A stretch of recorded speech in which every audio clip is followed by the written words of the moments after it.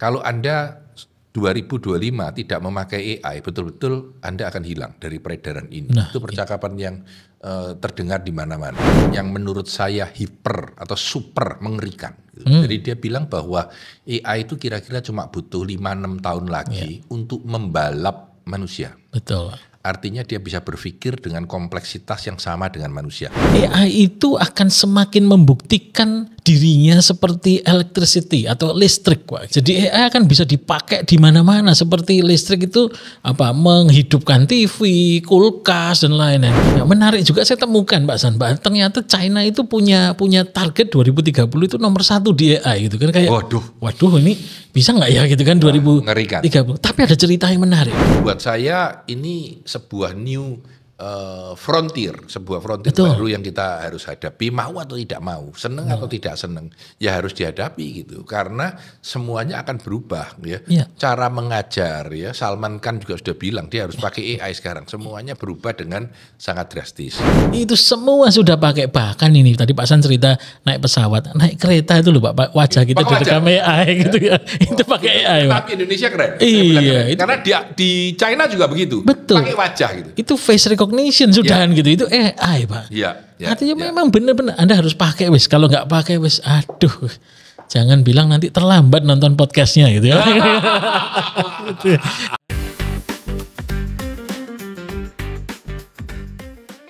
Mitra bisnis, selamat tahun baru 2025. Seru ya. Jadi mitra bisnis, hari ini saya dengan Mas Ari akan berbicara pada BWI Podcast tentang masa depan artificial intelligence di dunia dan di Indonesia. Yeay gitu ya Mas Ari. Oke, teman-teman sekalian, saya Tanah Disantoso, saya sedang bersama dengan Ari. Silakan Ari. Iya, selamat tahun baru saya lagi Pak San. Wah, seru gitu ya. Oke, kali ini kita akan ngobrolin tentang AI 2025 gitu ya. Yang menarik adalah kemarin November itu ulang tahun kedua ChatGPT. Sudah 2 tahun ya. 2 tahun gitu. Nah, 2 years gitu. Iya, jadi sempat happy birthday gitu ya. Yang kedua gitu. Saya masih ingat loh itu. Itu pas ChatGPT baru keluar 2 tahun lalu, itu persis pas saat keluar ya, itu selewat sebulan saya sedang berada di Amerika saat itu, lalu kita ngomong-ngomong dengan orang tentang ini. Dia bilang, Pak San tahu enggak, ini sudah ingatannya dalam seminggu 1 juta pemakai dan seterusnya ya. Dan dia bilang masa depan sekolahan akan bingung, masa depan ini akan bingung ya. Itu pada saat pertama kali berdiri, zaman terus berjalan dan bergulir dengan sangat cepat. 2 tahun Pak San. Nah ini yang menarik ya. Jadi yang menarik itu saya cukup ngefans sama Profesor Andrew Ng gitu. Oke, ya saya pernah. Profesor Andrew Ng ini ngomong bahwa gini, AI itu akan semakin membuktikan dirinya seperti electricity atau listrik Pak gitu. Jadi AI akan bisa dipakai di mana-mana seperti listrik itu menghidupkan TV, kulkas dan lain-lain. AI akan seperti itu gitu. Jadi semakin tahun akan semakin merasuk, akan istilah saya sih semua akan AI pada waktunya kan gitu ya. Itu menarik sekali Pak gitu. Ya Ari, saya itu beberapa saat lalu membaca artikel yang menurut saya hiper atau super mengerikan. Jadi dia bilang bahwa AI itu kira-kira cuma butuh 5-6 tahun lagi untuk membalap manusia. Betul. Artinya dia bisa berpikir dengan kompleksitas yang sama dengan manusia. Pada saat ini memang kita masih lebih pinter jauh dari AI. Jadi kira-kira kita itu ya AI itu 70%-nya kita atau 75%-nya kita. Tapi dia mampu di semua bidang dengan kecepatan yang 1000 kali lebih cepat dari kita. Tetapi nanti 6 tahun lagi kira-kira itu sudah akan mencapai titik di mana sepintar kita. Dan ketika itu, wah sudah gila-gilaan. Kenapa? Karena AI bisa berpikir bagaimana caranya aku memperbaiki diriku sendiri. Nggak usah nunggu manusia mengimprove. Sehingga AI memperbaiki kodenya sendiri gitu. Keren Pak, keren. Dan itu mengerikan menurut mereka. Karena percepatannya akan membalap manusia dengan sangat cepat dan sangat gila-gilaan. Iya, itu kata Mas Elon juga gitu Pak. Jadi AGI gitu ya, Artificial General Intelligence itu akan datang Pak 2025 katanya gitu Pak. Itu yang sedang ramai dibicarakan, tapi enggak sih, masih agak lama. Biasanya prediksi itu agak terlambat, tapi mengerikan sebenarnya menurut saya. Dan banyak yang memprediksi, Contohnya Yuval Noah Harari itu sudah pernah bilang, kalau orang memakai wajah AI palsu, tetapi tidak mengatakan bahwa itu AI, jadi mengklon, jadi bilang bohong gitu ya, maka dia harus dihukum minimal 10 tahun penjara. Ya. Karena kalau enggak berbahaya gitu ya. Terutama kalau manusia itu sengaja, saya misalkan mau membuka rekening bank, saya memakai AI, fotonya saya pakai AI, kartu kreditnya palsu, semuanya palsu. Lalu bank itu membuka rekening saya hutang, lalu saya tutup. Siapa yang bayar? Kan enggak ada gitu. Ya. Nah, itu contoh aja.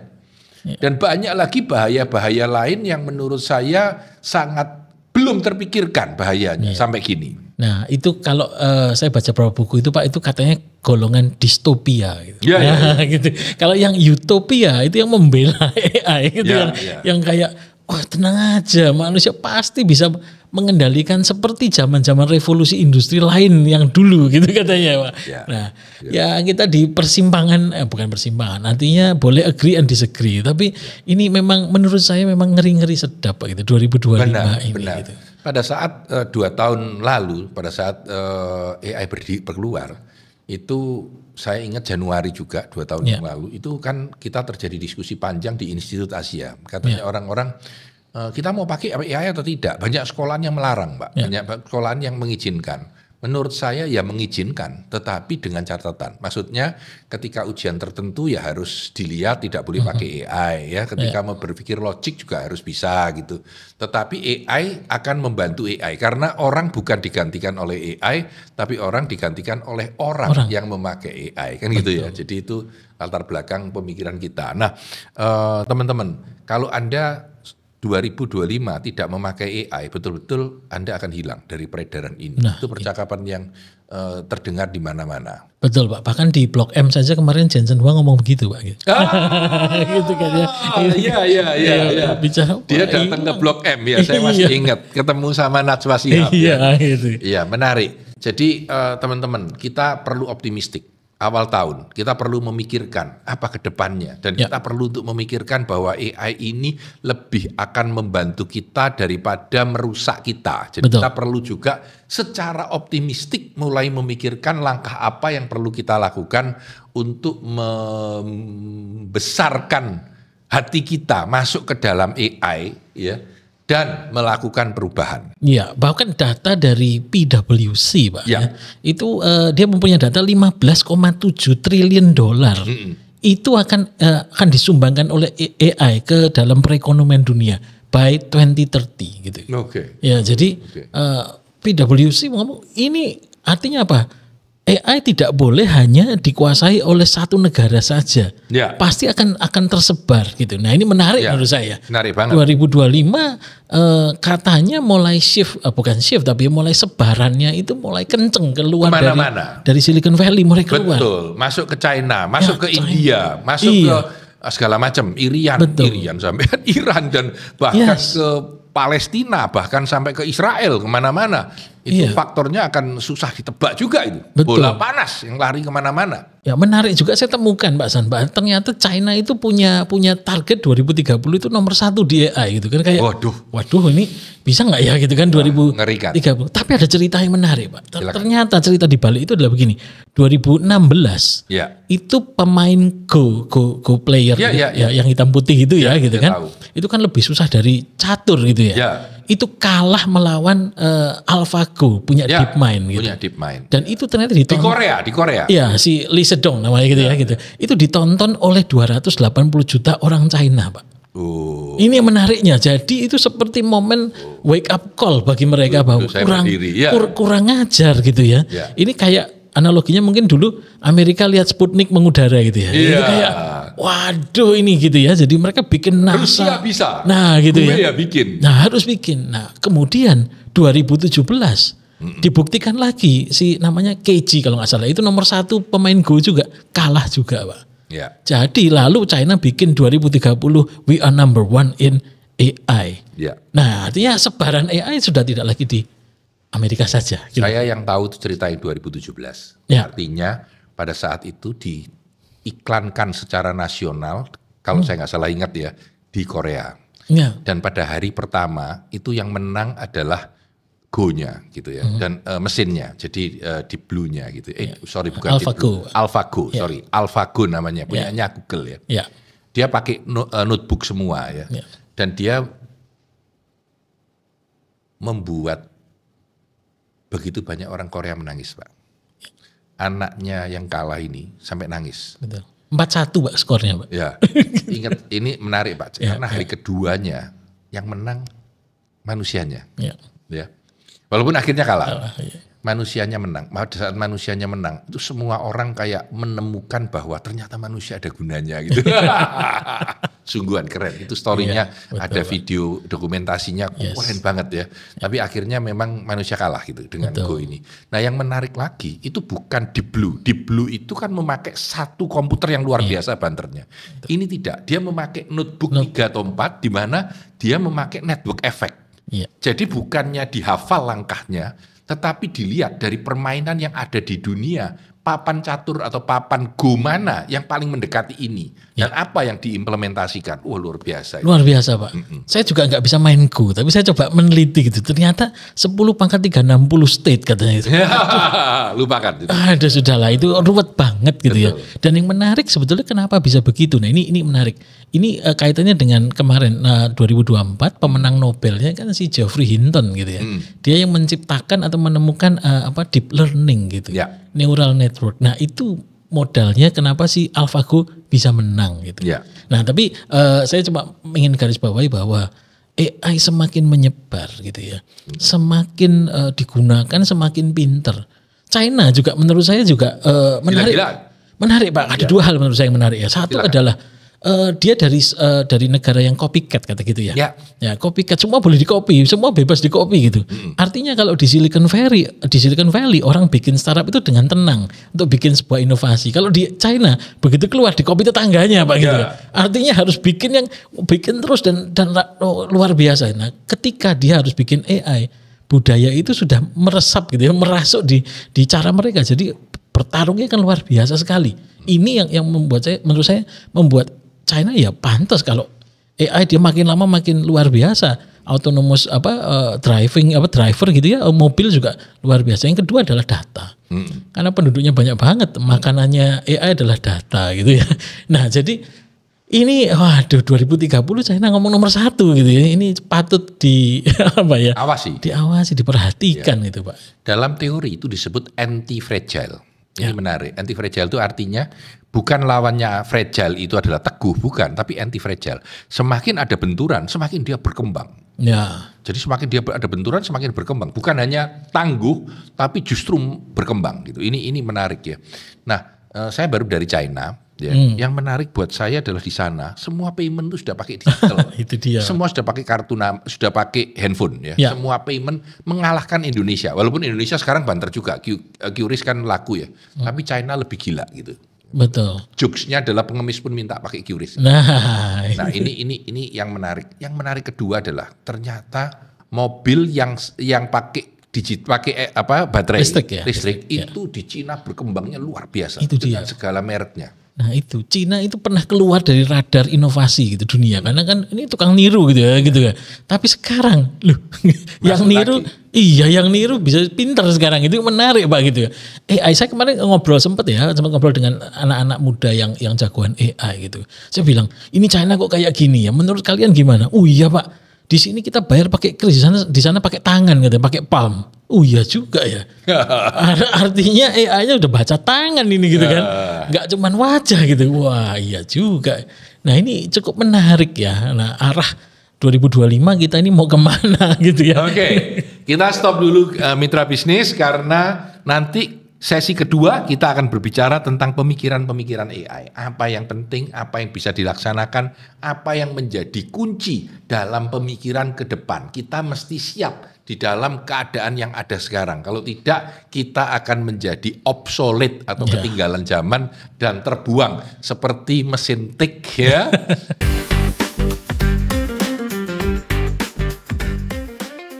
Mitra bisnis, dalam sesi yang kedua kita berbicara tentang sebenarnya pemikiran-pemikiran AI ini seperti apa, ya. Apa bagusnya, apa kurangnya, apa tantangannya, ya. Dalam khazanah AI ini, saya akan mulai dengan sebuah pertanyaan. Pak Ari bisa nggak menjelaskan AI itu apa dalam maksimum 3 menit? Silakan. Oke, ya menarik. Ini buat yang belum pernah mengikuti supaya punya gambaran. Go. Jadi AI itu adalah sebuah algoritma gitu ya. Yes. Algoritma pemrograman yang dibuat supaya bisa mirip sama atau bahkan menggantikan pola pikir manusia. Makanya peraih Nobel 2024 ya John Hopfield dan Geoffrey Hinton itu adalah orang yang menemukan deep learning atau neural network yang seperti otaknya manusia cara berpikirnya. Jadi AI itu ya. Jadi sebuah program algoritma yang ingin menggantikan atau sama dengan kecerdasan manusia di semua hal gitu. Seperti listrik tadi bisa dipakai untuk transportasi, untuk bisnis, untuk apapun pendidikan dan lain-lain. Jadi begitu, sebenarnya Pak. Kalau kita pakai iPhone, kita mau pulang, lalu iPhone-nya bilang kalau kamu mau sampai rumah kira-kira 11 menit kalau lewat sini, 13 menit kalau lewat sana. Kamu mau lewat mana? Itu sebenarnya adalah AI. Betul. Yang besok lagi Pak, sudah duduk manis saya nyetir gitu Pak kira-kira. Ini mengingatkan saya nih mitra bisnis saya di San Francisco tahun lalu melihat Waymo pertama kalinya. Waymo, dan saya kagum. Saya langsung berhenti sama istri saya bilang stop, aku mau lihat. Waymo-nya lewat tak video. Wih, nggak ada sopirnya gitu ya. Pasti amazed. Terus saya naik mobil, begitu depan Waymo saya kejar, saya bayangin di belakangnya ya. Saya belok kiri gitu ya, saya liatin ada orang enggak gitu. Kira-kira begitu. Nah, yang menarik adalah waktu itu hanya sedikit sekali Waymo yang masuk di San Francisco karena masih masa percobaan. Tapi kalau itu begitu di-approve ceklek, waduh ribuan masuk itu hanya dalam hitungan hari. Betul. Karena nggak perlu manusia, nggak perlu bantuan orang, pokok ditaruh selesai. Nah nextnya apa? Truk bisa tanpa orang, yang kekar yang bertato nggak usah gitu. Berapa juta orang sudah dihemat. Ini akan merubah struktur masyarakat kita. Dan itu menurut saya hebat dan gila-gilaan. Ya. Nah itu Pak. Dan sebetulnya gini ya mitra bisnis kalau kita berpikir lebih jauh, nyetir itu kan sulit ya. Karena kan tiba-tiba, bukan tiba-tiba, artinya kita harus berpikir kendaraan depan mau kemana ya. Nah itu kan harus bisa mikir, wah nanti jangan-jangan dia ke kanan, ke kiri. Apalagi di Indonesia ada mak-mak rating kanan beloknya kiri gitu kan, bingung ya kan gitu ya. Nah jadi nyetir itu kan wah koordinasi yang luar biasa dan itu sudah bisa. Itulah AI. Dan yang paling gila adalah tentang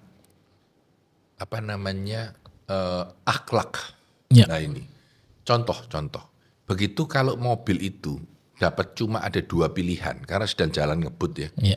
Di depan tiba-tiba ada anak kecil menyeberang jalan, dia kelihatannya mendadak, dia punya 2 pilihan, menabrak anak kecil itu atau menghindar ke sebelah kanan. Ke sebelah kanan ada 89% kemungkinan mobilnya akan terbalik dan 4 orang di dalam mobil akan meninggal.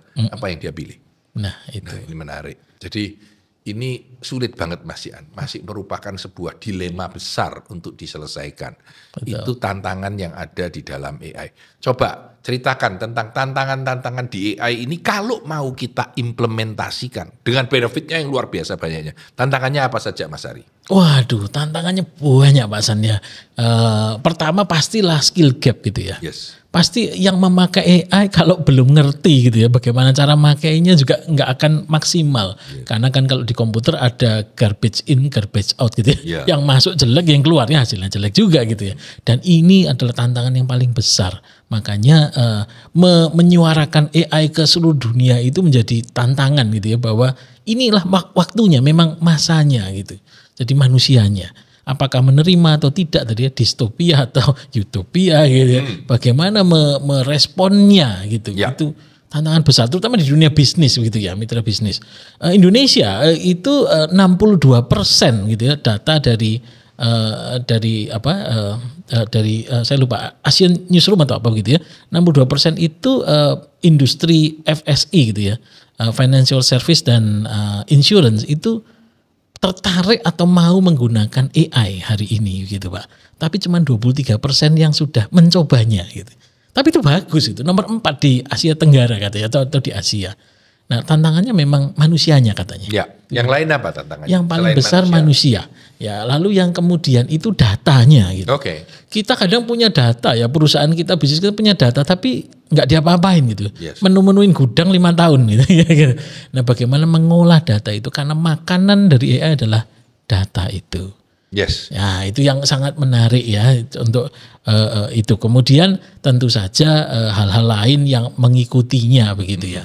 Nah, itu mungkin hal kecil saja tentang infrastruktur dan lain-lain karena itu ininya government gitu ya. Ya, dan AI ini mahal karena membutuhkan energi yang besar untuk mereka berpikir. Jadi energinya luar biasa gilanya gitu. Saya pernah baca beberapa saat lalu bahwa ChatGPT itu walaupun semua orang berbayar belum cuan. Kenapa belum cuan? Karena komputer yang dipakai dengan data yang dipakai itu besar banget dan memakai energi dan biaya yang mahal. Nah itu memang belum hari ini ya. Pemikirannya adalah begini. Belum gainnya, hasilnya belum hari ini. Tetapi bayangkan sekarang ChatGPT 4.0 atau yang O1 sudah setara dengan PhD gitu, dengan S3 gitu. Nah kalau nanti ChatGPT 9.0 kira-kira ya, itu sepinter apa gitu, dan itulah hasilnya ada di sana. Orang nggak bisa lagi ngejar itu mungkin gitu ya.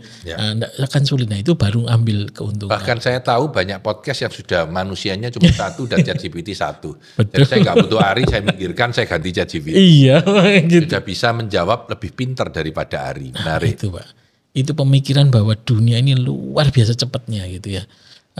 Bahkan kalau beberapa survei mengatakan 20-40% itu pasti akan dinikmati bagi orang yang menggunakan AI hari ini gitu ya. Benar. Jadi misalkan teman-teman sekalian, kalau dulu mengerjakan sesuatu pekerjaan butuh 2 hari, sekarang cuma butuh 5 menit gitu. Ya. Jadi itu membuat perubahan yang sangat drastis di dalam kinerja kita ya. Tapi ketika semua orang kinerjanya juga naik, kita tidak menang dibandingkan orang lain. Kita hanya berbanding lurus dengan orang lain. Ketika itu kita harus memakai lebih dalam. Ya. Karena persaingannya nggak pernah berhenti. Itu betul. Mungkin yang menjadi banyak pemikiran saya. Iya Pak. 20% misalnya untuk efisiensi itu 20% sudah bagus banget gitu ya. Tapi kalau untuk lebih cepat 40% gitu kayak misalnya si Amazon 35% dia naik gara-gara pakai AI gitu katanya datanya ya begitu ya. Lalu kalau Siemens itu 20% untuk efisiensi jadi gitu. Dan banyak lagi data lagi. Artinya memang sudah berefek gitu, sudah berdampak gitu ya penggunaan AI ini. Nah, itu yang menjadi menarik. Bahkan saya catat begini Pak San, tergantung kita menggunakannya gitu ya. Nah gitu ya. Kalau yang simple kan kita menggunakan AI itu istilah saya ya analoginya seperti steroid gitu ya. Disuntik langsung besar gitu. Kalau yang mau badan gede, maksudnya apa? Pakai AI langsung pinter gitu. Ya. Untuk jawab ujian misalnya gitu. Untuk cari sesuatu gitu. Itu kelompok 1 gitu. Tapi kelompok 2 bukan lebih pinter, tapi bisa lebih cepat gitu. Seperti misalnya analoginya kita menggunakan sepatu khusus untuk lari, maka larinya lebih cepat gitu. Nah, maka AI bisa digunakan seperti itu untuk tas atau tugas-tugas yang berulang, yang datanya banyak, jadi lebih cepat gitu. Itu kelompok yang kedua. Lalu pemikiran yang ketiga menurut saya adalah bagaimana menggunakan AI itu jadi lebih bijaksana. Jadi coachnya kita itu. Jadi misalnya kalau mitra bisnis itu yang misalnya sudah pernah ambil top 5 gitu ya untuk Gallup Christian Strength gitu ya. Lalu tanya ke AI, saya tolong bikinkan program untuk menaikkan salah satu strength saya dalam 3 bulan. Nah gitu. Nah itu pemikiran yang menurut saya cukup powerful gitu ya. Mungkin bisa dipakai oleh mitra bisnis. Bisa lebih pinter seperti steroid, lebih cepat seperti sepatu olahraga, atau lebih bijaksana karena digunakan seperti coach. Kira-kira gitu Pak. Jadi pemikiran-pemikiran itu yang menarik. Saya kemarin melihat tentang training. Jadi kita men-training seorang customer service. Jadi bagaimana caranya, maka dipasangin sebuah AI, lalu kita yang komplain, customer service-nya adalah AI-nya. Dia akan menjawab. Jadi kita tahu kalau kita menghadapi klien seperti ini jawabannya harus apa. Ya, ini menarik. Contoh lagi yang menarik adalah di HRD. Di HRD itu bisa dipasang AI. Karyawan saya 20.000, saya bisa berdasarkan data yang lalu, yang kemungkinan dalam 1 bulan ke depan mau resign siapa, sehingga tidak saya naikkan pangkat dulu. Yes. Ya, ini jadi kepingin terpikir tentang minority report. Siapa yang jadi bajingan bakal tahu, padahal belum mesti ya. Nah itu menarik. Nah, buat saya ini sebuah new sebuah frontier baru yang kita harus hadapi, mau atau tidak mau, seneng atau tidak seneng, ya harus dihadapi gitu. Karena semuanya akan berubah ya. Cara mengajar ya, Salman Khan juga sudah bilang dia harus pakai AI sekarang. Semuanya berubah dengan sangat drastis. Betul Coba sekali. silahkan Mas Ari ceritakan bagaimana implementasi sebuah AI yang sangat sederhana tetapi dapat terpakai dengan baik entah di manusia, personal atau perusahaan. Silakan. Ya. Banyak Pak San. Kalau sekarang kita ngomong personal. Oke begini, saya membaginya itu mungkin menjadi 3 layer lagi gitu ya. 3 layer penggunaan AI. Satu adalah menggunakan AI yang sudah ada dibuat oleh orang lain. Fully gitu ya. Misalnya pakai ChatGPT, Gemini, pakai Leonardo, pakai whatever gitu ya, pakai Eleven Labs atau apapun. Dipakai. Lalu kita jadi apa? Bisa jadi lebih pintar, lebih cepat juga, dan bisa jadi lebih bijaksana. Ada pelatihnya kayak coach tadi. Itu pakai aja gitu, dipakai gitu ya. Bahkan bukan cuman software tapi hardware. Nah, ini saya punya alat yang menarik gitu ya. Nah, silakan. Alat ini itu bisa merekam gitu ya pembicaraan ini gitu ya. Dan dia yang menarik, dia bisa menyimpulkan ngomong apa tadi gitu. Bahkan ada mind map-nya, Pak. Wah, kan keren ya gitu ya. Langsung ada mind mapping-nya. Langsung, Pak. Langsung. Jadi bukan cuman software tapi juga hardware sekarang ini gitu. Tapi ini punya ChatGPT. Jadi kita pakai aja punya ChatGPT. Selesai gitu ya. Itu pertama ya. Yang kedua adalah bikin aplikasi gitu ya. Yang dengan data milik kita. Ini level 2-nya gitu. Level 2-nya. Jadi perusahaan-perusahaan misalnya Anda punya perusahaan apa gitu, bikin aplikasi dengan level dengan data Anda. Kayak CRM itu bisa ya? Sangat bisa. Sangat bisa, Pak. CRM hanya bicara tentang query gitu ya. Mencari gitu. Kalau ini memprediksi sudah. Nah, gitu. Kira-kira customer mana yang bakal mau upgrade misalkan. Betul. Sebuah fitur. Bahkan kalau tadi Pak San cerita di HRD mungkin begini, bisa juga karyawan ini itu sudah kemampuannya gitu ya. Kemampuannya sudah pas atau enggak di perusahaan kita dibanding perusahaan lain, industri lain gitu ya. Lalu belajarnya harus mengikuti pace-nya dia, kecepatannya dia. Bisa semua pakai AI gitu. Artinya HR itu akan jadi menarik sekali. Customer service mungkin selama ini ya kalau di industri bank gitu atau di financial banyak rekaman audio Pak kalau di telepon ya gitu ya. Nah pertanyaannya siapa yang meneliti rekaman audio itu Pak? Apa ya ada orang dengerin Pak gitu. Nah kalau dengan AI dia akan melihat yang mendengarkan itu dan memberikan kesimpulannya. Si A ngomongnya bagus, si B ngomongnya kurang, si C. Betul. Trainingnya nanti apa? Bagaimana? Ya AI training. Nah, betul. Dan luar biasa lagi kalau itu baru kita bikin aplikasi milik kita gitu ya. Yang nanti yang level ketiga adalah bukan bikin lagi tapi bikin yang memang bisa belajar lebih pintar sendiri. Jadi dia akan muter gitu. Dia akan bisa nggak perlu di fetch gitu, nggak perlu diberi tapi dia langsung muter sendiri. Nah yang paling gampang kalau perorangan hari ini pakailah yang sudah ada. Sangat powerful. Gitu. Nah itu yang akan mempengaruhi gitu. Jadi yang sudah ada itu luar biasa sekali. Contohnya Anda bisa menginstruksikan di salah satu AI software, tolong buatkan sebuah presentasi dengan PPT model 15 slide tentang DISC. Saya mau untuk mengajarkan DISC untuk anak-anak muda yang pertama kali tahu tentang DISC itu apa ya. Tolong dibuatkan. Begitu di enter langsung jadi PPT-nya dan langsung bisa dipakai dan cukup bagus dan dalam bahasa Indonesia. Begitu Anda punya klien bule, bilang aja tolong dibuat bahasa Inggris. Jadi bahasa Inggris. Langsung dalam hitungan detik. Nah itu contoh yang dipakai. Nah tapi menariknya begini Pak San, itu kita bisa pakai dengan mudah dan semua sudah tahu saya kira 2025 ya sudah banyak yang tahu. Tetapi kenapa ada yang bagus banget dan ada yang tidak? Balik lagi. Karena penguasaan promptingnya gitu ya kira-kira ya. Walaupun ChatGPT juga makin lama makin pinter gitu ya. Sehingga pertanyaan yang goblok pun bisa dijawab. Iya begitu. Nah cuma juga karena masih tetap ya gitu ya. Karena contoh gitu. Kalau saya lagi ngajar di kampus gitu ya. Saya bilang lebih baik kamu pakai ChatGPT semua deh supaya saya dapat murid yang pinter-pinter gitu Pak. Jadi kan enak gitu ya. Dan soal saya jangan harap Anda bisa kerjakan dengan langsung ChatGPT keluar jawabannya gitu. Maksudnya gurunya harus lebih pinter Pak gitu kan.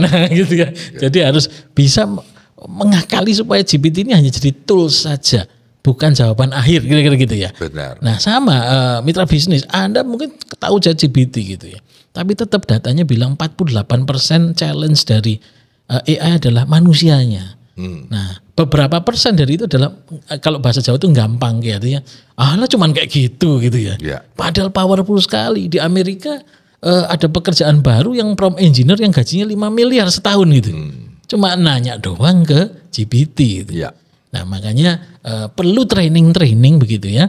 Dan saya melihat hari ini banyak perusahaan mulai ingin mentraining karyawannya bagaimana mindsetnya, toolsetnya gitu ya, dan skill setnya mereka ini untuk memakai AI di perusahaannya. Setuju banget, karena itu sejak tahun lalu kita sudah buat training itu. Ya. Dan kalau butuh tolong bisa di WA 081 123 123 123 dan tanya tentang pelatihan ChatGPT dan AI.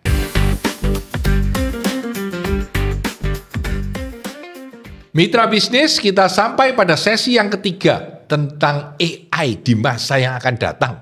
Nah, Mas Ari, kalau sudah tahu dengan begitu hebatnya AI, apa yang harus dilakukan oleh seorang pebisnis? Silakan. Ya, oke. Bagi seorang pebisnis ataupun mungkin karyawan atau apapun yang ada di dunia bisnis, yang pertama adalah bangunlah dari pingsan gitu ya. Kira-kira gitu ya. Harus sadar gitu ya. Sama seperti dulu zaman revolusi industri 1.0, 2.0 gitu ya. Semua berubah. Dulu petani tiba-tiba harus kerja pabrik gitu. Berubah semua gitu ya. Banyak petani jadi tukang pabrik ya gitu ya. Sama hari ini juga gitu. Sadarlah bahwa ini Anda sudah lagi harus berubah jadi embracing atau meresapi menggunakan AI gitu. Kalau enggak sadar percuma Pak gitu. Menurut saya yang nomor 1 itu. Contoh yang paling gampang adalah masih banyak saat ini orang yang tidak sadar, terutama orang tua ya, seperti Pak San gini orang tua yang marah sama anaknya. Lu kamu itu kok enggak kerja sih? Dari tadi di cafe shop aja pakai komputer mainan tok. Padahal itu kerjanya dia gitu ya. Betul Pak. Itu kerjanya dia. Nah, kita enggak sadar itu. Betul. Padahal nanti lain kali kita juga akan sama ya. Kamu kok enggak kerja? Loh, AI yang kerja gitu ya Pak ya kira-kira ya. Jadi dunianya berubah dengan sangat drastis. Zaman yang berubah.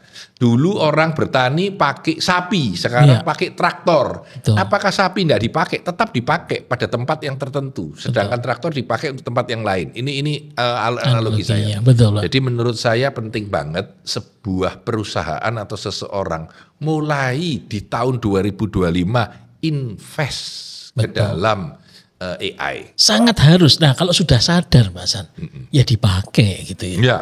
Nah, artinya Anda cuma jangan bilang begini, saya seminggu pakai 2 kali, 3 kali, 5 kali, kurang. Ya. Saya bilang kurang, kenapa? Karena satu, begitu Anda sering memakai, Andanya makin pinter. Ya. Gitu ya, cara memakainya, AI-nya juga makin pinter. Ya. Karena AI, ingat ya, AI itu tidak langsung pinter karena dia seperti manusia. Balik lagi ya, artificial intelligence, meniru manusia. Dan seperti sama kita mengajar anak kita gitu kan, tidak langsung pinter anak kita. Harus diajar berulang-ulang, begini loh, begitu loh, sampai akhirnya jadi pinter. Artinya kalau Anda terlambat memakainya, jangan-jangan kompetitor duluan memakai. Ini problem Pak. Yes. Jadi harus memakai. Bagi perusahaan sediakan resource gitu ya untuk karyawan, untuk stafnya, untuk dorong mati-matian gitu. Karena kalau kompetitornya pakai, Anda ketinggalan ya gitu kan. Nah, pakai. Saya contoh, walaupun ini bukan AI ya. Sekarang kalau saya ke Jakarta, ya saya merasa jauh lebih mudah daripada dulu. Nggak usah lagi tukar tiket, nggak usah lagi segala macam ya, sudah di handphone langsung naik, langsung jalan, dan itu men-save begitu banyak dana yang ada di biaya manusia ya, tanpa sadar ya. Dulu nggak mikir itu, pelan-pelan langsung berubah gitu ya. Jadi sama dengan AI, tanpa sadar Anda akan merasakan perubahan yang gila-gilaan itu. Contoh lagi adalah ketika Anda memakai Google Map. Dulu nggak mikir Google Map bisa ganti. Sekarang itu sudah begitu nyamannya, mudahnya, akuratnya Google Map. Betul. Nanti begitu AI juga seperti itu, dunia Anda akan berubah. Betul. Dan Google Map pakai AI juga Pak. Nah makanya itu. Bahkan sekarang saya tidak pernah ketemu driver taksi yang tidak pakai Google Map. Nah itu. Jadi semua pakai itu gitu ya. Saya cerita nih Pak, di San Diego 2023 bulan Mei waktu kita berangkat sama teman-teman. Itu saya di San Diego sewa mobil dan ternyata bukan hanya orangnya pakai Google Map, orangnya pakai Google Translate. Karena orangnya nggak bisa bahasa Inggris Pak, gila nggak? Jadi orangnya ngomong pakai bahasa Meksiko, lalu di open gini suaranya bahasa Inggris. Kita ngomong bahasa Inggris sama dia dirungokno dalam bahasa Meksiko. Jadi bayangkan ya. Iya, itu semua sudah pakai. Bahkan ini tadi Pak San cerita naik pesawat, naik kereta itu loh Pak, wajah kita direkam AI gitu ya. Itu pakai AI Pak. Tapi Indonesia keren. Iya. Karena di China juga begitu. Betul. Pakai wajah gitu. Itu face recognition sudahan gitu. Itu AI Pak. Iya. Artinya memang benar-benar Anda harus pakai wis. Kalau nggak pakai wis, aduh. Jangan bilang nanti terlambat nonton podcastnya gitu ya. Gitu. Harus pakai gitu ya. Baik sebagai pribadi, perusahaan harus menyiapkan. Kalau lebih jago lagi perusahaan mulai bikin pemetaan gitu ya. Bikin AI canvas gitu ya. Oh, mana yang harus ya, yang ini, yang itu, yang ini, yang itu, mana yang berkorelasi. Kemudian setelah bikin AI canvas, bikin AI radar. Mana dulu yang dibuat? Wah gitu ya kan. Kalau bingung hubungi kami gitu ya Pak. Gitu. 081 123 123 123. Ya, teman-teman sekalian, mau tidak mau, zaman ini berubahnya. Dan menurut saya zaman ini berubahnya cepat banget gitu ya. Saya barusan waktu di China pergi ke Wangxianggu. Wangxianggu ini katanya baru open 2 tahun lalu, dulunya nggak ada. Dan mungkin dalam kurun 10 tahun tempat yang asalnya terpinggirkan sekarang jadi tempat wisata yang luar biasa hebatnya. Oh, itu tempat wisata Pak? Yes, tempat wisata. Okay. Jadi intinya perumahan itu menempel pada dindingnya gunung. Jadi tidak ada jalan. Jalan orang harus jalan kaki. Dan itu cantik banget ya. Ini menarik menurut saya. Kenapa menarik? Ternyata kalau sesuatu itu diinvest, ya, belum tentu uang ya, energi, waktu, resource dengan sangat bagus, hasilnya akan maju dengan sangat pesat gitu. Ya. Dan ini membuat perubahan dalam dunia luar biasa. Karena apa? Karena kunci rahasia dari AI itu mudah di scale up. Ya. Maksudnya satu bisnis yang Anda tadi contohnya taksi cuma ada 100, mau jadi 100.000, klik gampang. Jadi. Gampang. Karena betul. Apa? Karena mereka adalah digital yang mudah di scale up gitu. Kalau human tidak bisa karena manusianya jadi besar banget. Padahal sekarang sudah ada yang namanya restoran full dari apa AI. Lalu betul. Sekarang ada hotel yang sudah dilayani dengan AI. Betul. Dan mulai makin banyak. Mau tidak mau AI itu menjadi bagian dari kehidupan kita. Nah kalau cerita gitu Pak, ini menarik ya. Saya pengen cerita itu jenis AI ke depan. Gitu kan kita kan nebak-nebak 2025, 2026 kayak apa gitu ya. Kalau hari ini AI itu memberi saran gitu, paling banyak kan itu ya, memberi saran, memberi prediktif analitik gitu ya. Misalnya ke depan akan seperti apa, mesin saya kapan rusaknya gitu kan gitu ya. Itu prediktif, itu AI zaman sekarang. Nah yang 2025 bisik-bisiknya Pak gitu ya. Yang akan meledak, akan jadi luar biasa adalah AI sebagai agent. Jadi agent itu apa? Tidak hanya memberikan saran, tapi menyelesaikan sampai deal, sampai tuntas pekerjaan itu. Jadi misalnya ya kan mitra bisnis bergerak di keuangan. Kalau yang kemarin itu AI hanya menyarankan silakan Anda buka rekening gitu ya. Kalau sekarang ya Pak sudah terbuka rekeningnya gitu sudah atau tutup rekening sudah jadi gitu. Nah ini AI agent itu 2025 prediksinya itu akan booming gitu ya. Jadi tidak lagi ada orang yang sudah langsung tolong dong bikinin atau saya mau potong rambut gitu. Oke sudah dijanjiin sampai ke tukang potong rambutnya jam berapa dan dibayar gitu. Nah itu AI akan seperti itu. Nah the nextnya adalah robot gitu ya. Ya. AI yang pakai hard, pakai robot gitu. Dan yang menarik juga Pak San, ternyata kemarin saya sempat beli kopi yang bikinin robot di Bandara Juanda Pak. Ya, cukup terkenal. Itu. Artinya kan sudah dekat sekali ya Pak. Gitu juga. Nggak terasa ya? Nggak terasa, cuman di situ 16.000 Pak. Gitu kan ya murah gitu ya. Dan enak. Ini kan, waduh luar biasa. Pertanyaan saya, kalau melihat dunia dan melihat Indonesia, apa yang lebih dulu terjadi di dunia dan apa yang bisa kita harapkan terjadi di Indonesia? Silakan. Nah ini Pak, ini pertanyaan sulit Pak gitu ya. Ya, yang pasti Indonesia itu punya kelebihan satu ya, diversity-nya luar biasa. Oke. Artinya datanya itu akan diverse sekali, akan berbeda-beda sekali kalau dikelola dengan baik. Dan ini memunculkan banyak sekali kombinasi untuk AI, akan senang sekali AI-nya begitu ya. Dan juga ditambah Indonesia punya penduduk yang luar biasa besar. Begitu. Nah, itu yang sebetulnya kenapa beberapa teman juga ngomong maka harus lihat dari China juga yang penduduknya besar dan juga punya diverse yang cukup tinggi. Ya. Ya. Gitu Pak, kira-kira ya. Oke, saya merasa di awal tahun ini rasanya semangat ya, kita memikirkan AI jalan. Seneng Pak. Zaman berubah, kita semua akan berubah ya. Mungkin pemikiran saya yang terakhir saja, karena waktu juga berjalan dengan sangat cepat ya.